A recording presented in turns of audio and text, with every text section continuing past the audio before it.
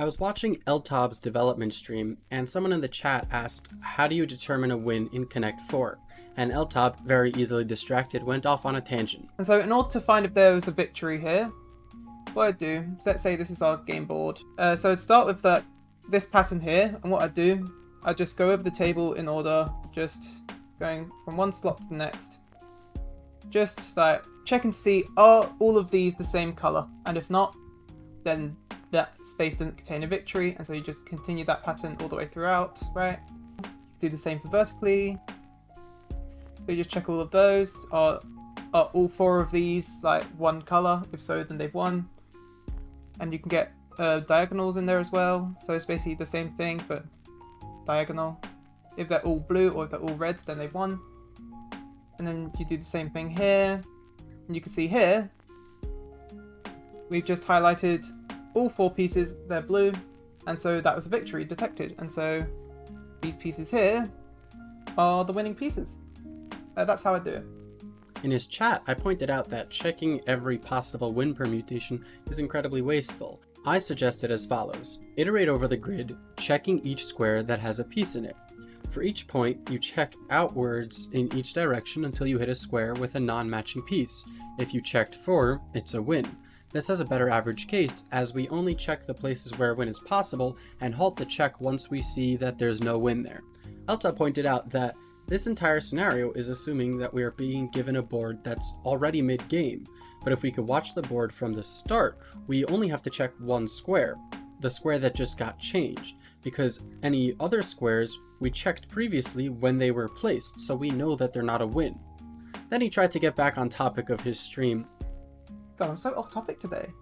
You should go check out him and his work. I've linked his channel in the description. After having that discussion, it made me want to go write that, because it sounded like fun. To make it more fun, I gave myself a 1-hour time limit and decided I have to also write an AI that can play Connect 4 against itself. I didn't want to stream at the same time as my friend LTOB, so instead I recorded myself to turn into this video. First, I wrote a system to create a grid. I added a function to insert a piece to a given row, and it will add it to the topmost available square in that row, essentially dropping it in.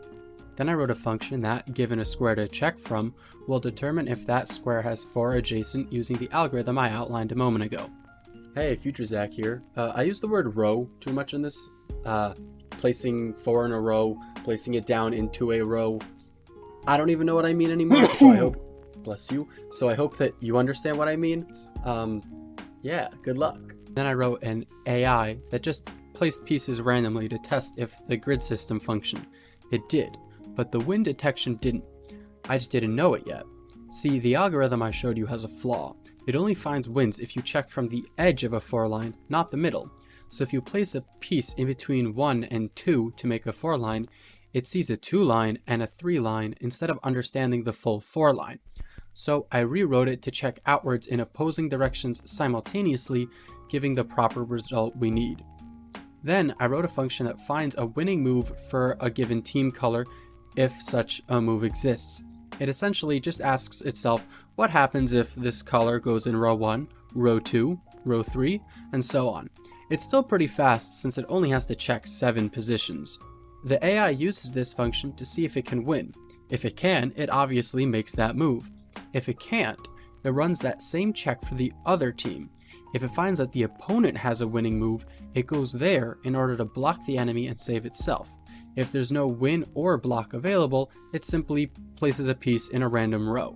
I made a small change to my win check function to make it return the pieces that are in the row so that I can highlight the winning squares when the game ends. With that, I was finished with this quick project and only went a handful of minutes above my 1-hour time limit. Took me about 1 hour and 10 minutes. What I plan to do next is add player controls so that you can compete against this AI.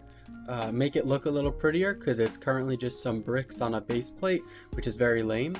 And I also want to attempt to add thinking ahead to the AI, because currently if it doesn't see a move, it just picks one randomly, right?